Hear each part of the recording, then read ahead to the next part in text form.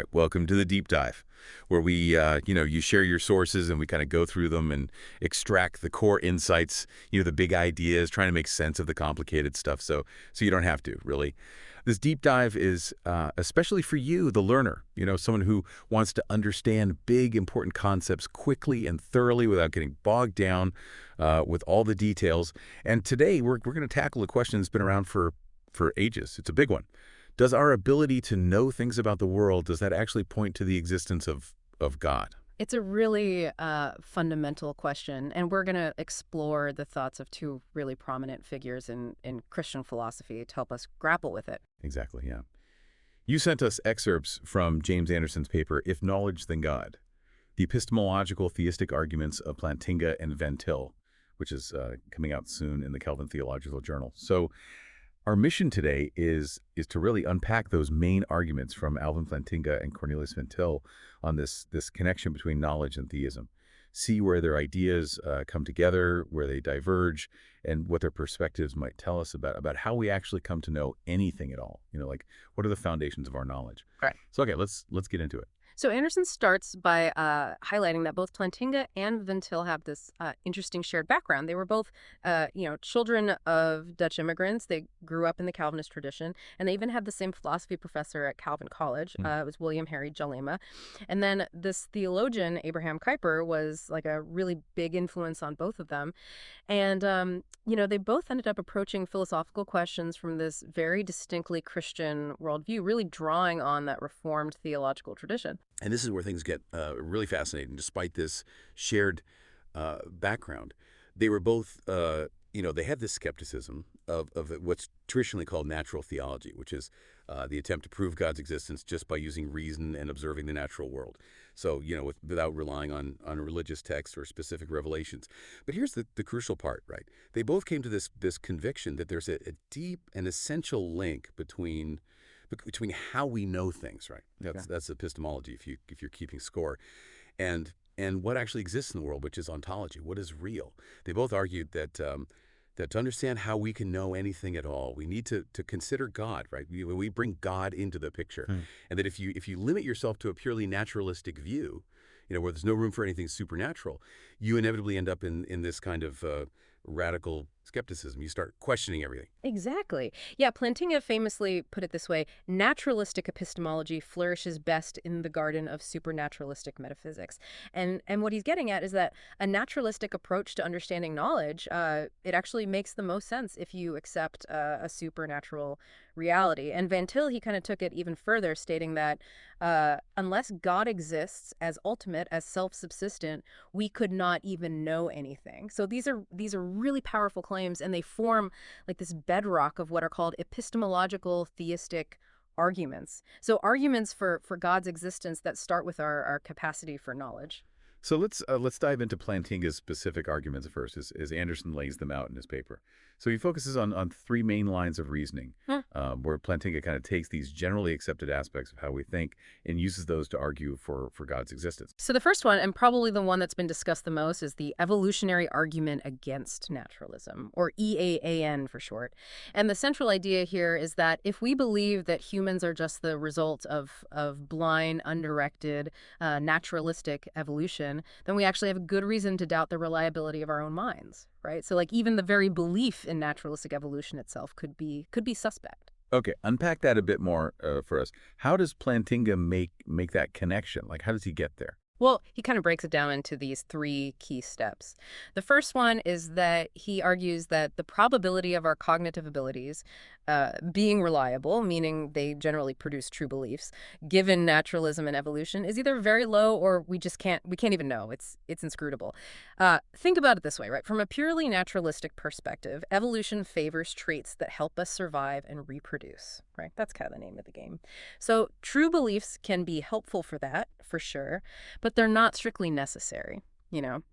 A false belief that makes you run away from a rustling leaf, even if it's just the wind, that can be just as beneficial for survival as a true belief about a predator lurking nearby. Yeah, that's kind of an unsettling thought, right? That our brains might be wired for survival, but not necessarily like truth. Exactly. And then the second step is that Plantinga says that if someone believes in both naturalism and evolution, and they also recognize this low probability of reliable cognitive faculties, then they have what's called a defeater for their belief in the reliability of their minds. And he uses this analogy. It's like believing that you've taken a toxin that makes your thinking unreliable. So that belief would like undermine all your other beliefs because you can't trust the source of those beliefs anymore. Right, right. Like if I think my brain is fundamentally flawed Yeah. or unreliable, because of some evolutionary quirk, then why should I trust any of the thoughts that it produces? Even the thought that my brain is unreliable in the first place. It's a real philosophical knot you get tied up in. Exactly. And then the third step is that if you have this defeater, this reason to doubt the reliability of your cognitive faculties, then that defeater applies to all your beliefs, including the belief in naturalism and evolution itself. So Mhm. the very foundation of the naturalist's worldview gets undermined by accepting the implications of that worldview, right? So the punchline here for you, the learner, is that Planting is arguing that if you fully embrace a naturalistic view of the world, you might actually have to doubt your own ability to even arrive at that view in the first place. It's a real mind bender. It's a self-defeating position if you follow the logic through. But Anderson, he points out this really important nuance, and it's that Plantinga isn't saying that naturalism is factually false. He's just saying that it's irrational to hold it consistently, like when you really understand its implications for how we know things. And this kind of indirectly lends support to theism because Plantinga sees theism as this more coherent alternative that avoids this kind of radical skepticism. Yeah, that's a crucial distinction to make. Now, Plantinga's second argument, it shifts the focus to the concept of proper function. So he argues that for belief to actually count as knowledge, it needs more than just being true. It needs what he calls warrant. And a key part of this warrant is that our cognitive faculties, our minds, are functioning properly according to a good design plan that's aimed at producing true beliefs in a suitable environment. So think of warrant as this extra ingredient that turns a lucky guess into genuine knowledge. It's not just being right; it's being right for the right reasons. And Plantinga argues that a key part of that is your mind actually working as it should, like a well-designed tool. Design plan. Yeah. That already sounds like it's kind of presupposing something beyond naturalism, right? Yeah, you're hitting on a central point here. So Plantinga argues that naturalism, like by its very nature, can't really accommodate this idea of a literal uh, proper function or purpose or design plan for our minds. At best, naturalism can talk about a functional stance, as if our minds were designed. But if they weren't actually designed, for the purpose of producing true beliefs, then can we really say we have knowledge in the full sense of the word? So the argument goes something like this, right? Knowledge requires beliefs that come from these properly functioning cognitive faculties that have a design plan aimed at truth. And naturalism can't provide that literal proper function or that design plan. So therefore, naturalism leads to this conclusion that we don't really have knowledge, but we clearly do know some things. I mean, we're having this conversation. So naturalism must be false. And again, theism presents itself as this more plausible explanation for our ability to know things. Exactly. And Anderson mentions that Plantinga's thinking here is partly influenced by what are called Gettier type counterexamples in epistemology. And these are scenarios where someone has a justified true belief, but it still doesn't feel like genuine knowledge because it's true due to luck or some strange coincidence. And this kind of highlights the need for this element of proper function. Okay, so the third of Plantinga's arguments that Anderson discusses is the argument from anti-realism. And this one gets into a more abstract area concerning the nature of reality itself. Yeah, and this argument it engages with this long-standing debate between metaphysical realism and anti-realism. So metaphysical realism is the idea that things actually exist independently of whether or not we know about them. So the world is kind of out there, regardless of our minds. Anti-realism, on the other hand, it suggests that truth is somehow tied to our ability to know it. So, the philosopher Hilary Putnam, he famously argued that Metaphysical realism, if you take it to its logical extreme, could lead to global skepticism, right? The worry that we could be completely wrong about everything, even if we think we're reasoning perfectly. So Putnam's proposed way out of this kind of skeptical worry was to embrace some form of anti-realism, to argue that reality is in some way dependent on our cognitive abilities. Exactly. But Plantinga finds several problems with that approach. His counter argument is that metaphysical realism only leads to this kind of crippling skepticism if we rule out theism. If there's a God, an omniscient creator who designed us with reliable minds, then it makes sense that we can have knowledge of a reality that exists independently of us. So the logic here goes something like this, right? If metaphysical realism is true, and there's no God to guarantee that connection between our minds and reality, then we might be stuck in this state of global skepticism, unable to know anything for sure. Yeah. And we generally tend to accept that metaphysical realism is true, and we also believe that we do know at least some things. Yeah. So therefore, either metaphysical realism is wrong, which is a tough pill to swallow for a lot of philosophers, or God exists, and God kind of provides that necessary link between our minds and the world. That's the essence of the argument. Planting is essentially saying that theism provides this coherent framework that can alleviate the skeptical worries that some see as an inherent problem with a straightforwardly realistic view of the world. Okay, so now let's turn our attention to the arguments of Cornelius Van Til. And Anderson points out that despite often being labeled a fideist, someone who believes that faith is opposed to reason, Van Til was actually a really strong advocate for his own distinctive form of epistemological argumentation. Right, and that's a really important clarification. Van Til wasn't against using reason to defend Christianity. His main concern was with certain approaches to natural theology and the methods used in some traditional theistic arguments. He championed what's known as the transcendental argument. The transcendental argument. What's the basic idea there? So Van Til believed that there was ultimately only one sound argument for God, and it wasn't for just a generic deity, but for the Christian God specifically. And he claimed that this argument offers certainty and is transcendental in nature. Broadly speaking, transcendental arguments try to uncover the necessary preconditions for various human activities, like knowing, reasoning, and even having meaningful conversations. And Van Til's central point was that the very possibility of rational debate and human knowledge, it presupposes the falsity of any non-Christian worldview.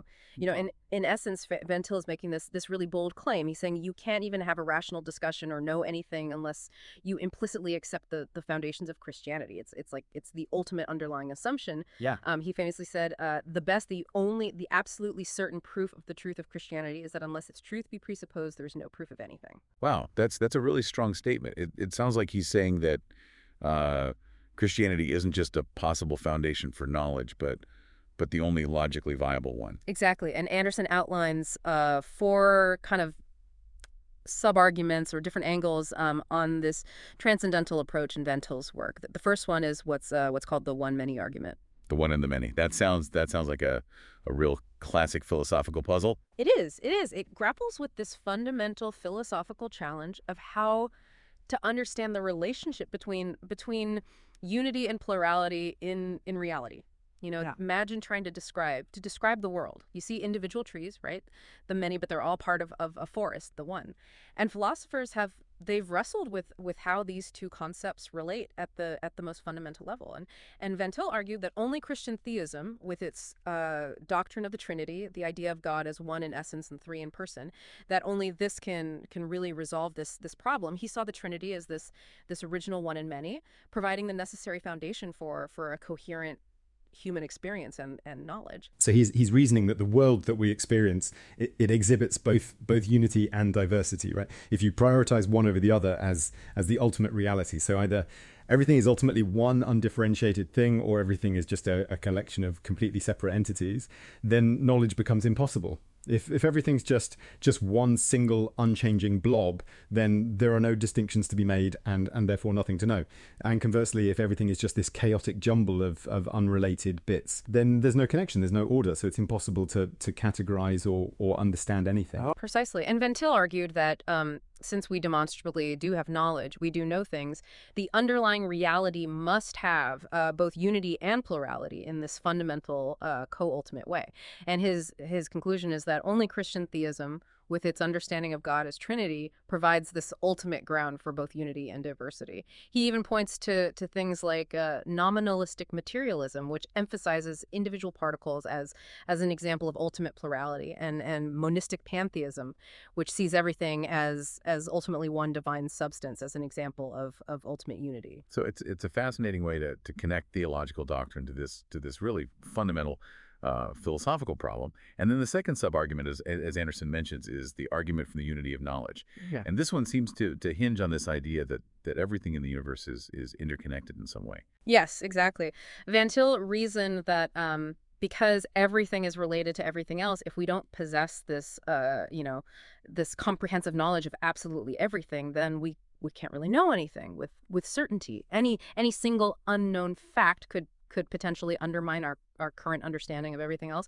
And he argued that only God, as the all-knowing creator, could possess this kind of this comprehensive knowledge. So therefore, since we do have some genuine knowledge, God must exist as the foundation, the basis for that knowledge. That sets a pretty high bar for knowledge, Yeah. like knowing absolutely everything. But I can see his point of the interconnectedness. Like if there's a crucial piece of the puzzle I'm missing, then it could potentially change how I understand all the other pieces. Precisely.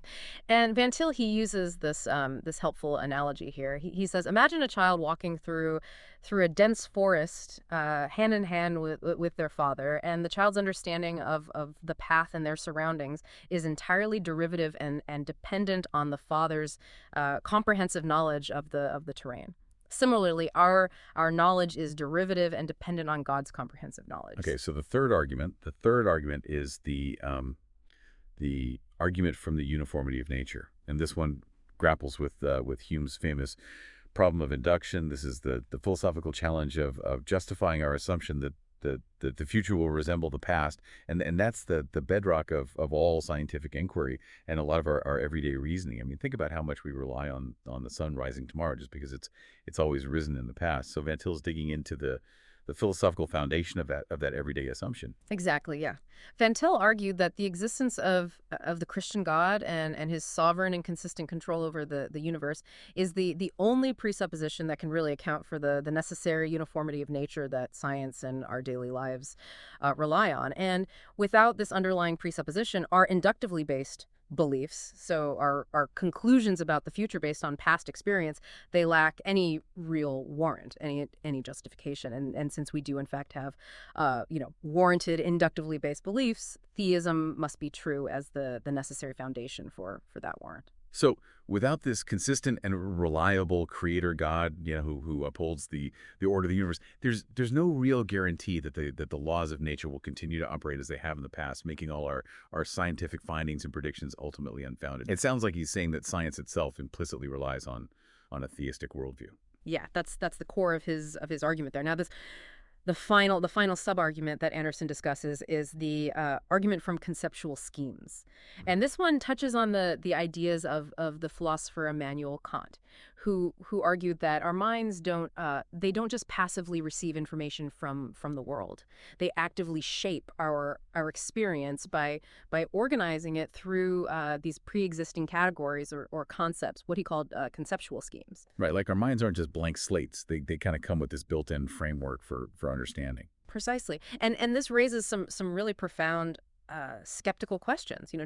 Does the world inherently possess this coherent structure that our minds can grasp? Why should our particular conceptual schemes, the way we categorize things, align with the way the world actually is? And how can different human minds with their own individual conceptual schemes, how can they manage to communicate and share knowledge effectively? And Van Til argued that without God as the ultimate source of unity and coherence, the underlying order of our experience, the laws and universal principles that we rely on, they ultimately rest on nothing solid. So without God as the ultimate architect of both our minds and the world you have to try to understand, there's no good reason to believe that our mental frameworks, the way we think about things, that those actually correspond to reality, or that we can even communicate meaningfully with each other. Yeah. Right. It would lead to, as Anderson quotes Van Til, this Babylonian confusion, a breakdown of shared understanding. Right. So Van Til concludes that the very possibility of knowledge and meaningful communication presupposes the existence of God as the ultimate foundation for both the structured nature of reality and the shared conceptual frameworks of human minds. Precisely. Okay, so now Anderson moves on to draw some comparisons between Plantinga and Van Til, and one key difference he highlights is their approach to transcendental argumentation. So Van Til, he's a strong and explicit proponent of transcendental arguments. He sees it as the only valid way to argue for God, because God's existence has such deep and far-reaching implications for how we understand knowledge itself. Plantinga, while acknowledging the different starting points and assumptions that Christians and non-Christians bring to the table, he doesn't explicitly endorse or employ transcendental arguments in the same way that Van Til does. However, Anderson does point out that some of Plantinga's arguments, particularly the argument from proper function and the argument from realism, they do have what he calls a transcendental direction. They suggest that God is a necessary precondition for certain aspects of our cognitive life, which leads to this fundamental choice between theism and skepticism.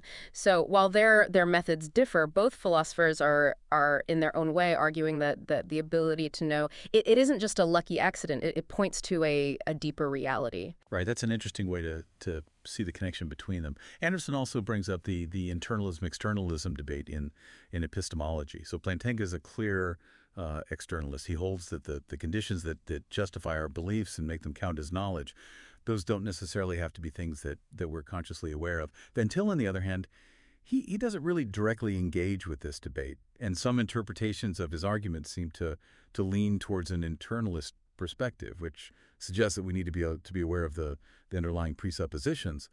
Right. Yeah, that's a crucial observation. For instance, when Van Til argues that non-Christians presuppose the truth of Christian theism in order to account for their scientific achievements or their ability to reason effectively, it raises the question of what presuppose actually means in this context. Is it an implicit assumption, maybe even unconscious, that's necessary for their endeavors to make sense, or does it require some level of conscious belief or awareness of this presupposition? So an externalist perspective might focus on the necessary conditions being met in the underlying reality, regardless of the individual's conscious awareness, whereas an internalist view might require some level of cognitive access to those conditions for knowledge to be fully warranted. And Anderson suggests that Van Til's arguments could be strengthened by a clearer articulation of his stance on this important epistemological issue. Another point of similarity they share, according to Anderson, is this recurring theme that human knowledge requires conditions that human minds alone just can't fulfill. It points to a fundamental dependence on a divine mind. Plantiga connects this to the potential pitfalls of anti-realist philosophies. He suggests that our inherent cognitive limitations, the limits of our own minds, that those underscore our need for a reliable and omniscient creator. Van Til sees this dependence on God as absolutely foundational to all forms of non-theistic thought. He argues that without God, the very possibility of coherent thought unravels. So both are essentially saying that if the universe is the creation of a divine intellect and our minds are in some way reflections of that intellect, then it makes perfect sense that our ability to know and understand would be contingent on the existence and the nature of that divine mind. Exactly, yeah. And finally, Anderson touches on the difference in the scope of their arguments. So Plantinga's arguments generally aim to provide support for theism in a broader sense, right? Belief in a powerful, good, and a knowing creator God. But Van Til, he has a more ambitious goal. He's aiming to establish the truth of specifically Christian theism through his transcendental arguments, and he even delves into the doctrine of the Trinity as a necessary foundation for knowledge. Yeah, and Anderson raises this really thought-provoking question. If theism in general has such significant implications for our understanding of epistemology, how we know things, then why wouldn't specifically Christian doctrines also play a crucial role? And he suggests that it would be fruitful to explore how other distinctively Christian beliefs like God's omniscience, the concept of humanity being created in God's image, and even the idea of moral responsibility to God for our thinking, how these might be relevant to understanding the foundations of our knowledge. And even floats this interesting idea about whether special revelation, like the Bible, might be necessary for the ongoing warrant of our knowledge, perhaps acting as this continuous form of divine testimony within our cognitive environment. It's really fascinating. So to bring our deep dive to a close, exploring Anderson's paper has shown us that both Alvin Plantinga and Cornelius Van Til, through these distinct yet sometimes overlapping lines of philosophical reasoning, they come to this conclusion that our capacity to know the world in a meaningful and reliable way, it has profound and inescapable connections to the existence and the very nature of God. Yeah, it really does. It really does provide a shortcut, as we said at the beginning, to grappling with some incredibly complex philosophical arguments and their potential implications for how we understand the very act of knowing. Absolutely. And that leads us to a final, perhaps lingering thought for you, the learner. Considering these intricate arguments, how does our everyday reliance on knowledge and our constant engagement in reasoning, how does that implicitly connect to these much broader, metaphysical and theological questions? What fundamental assumptions do you make, perhaps even unconsciously, about the very bedrock of your own ability to know anything at all? This is definitely something to ponder. Absolutely. We certainly encourage you to delve further into these fascinating ideas and to consider the enduring relevance of these profound philosophical discussions for your own understanding of the world and your place within it. Thanks for joining us on The Deep Dive. See you next time. See you next time.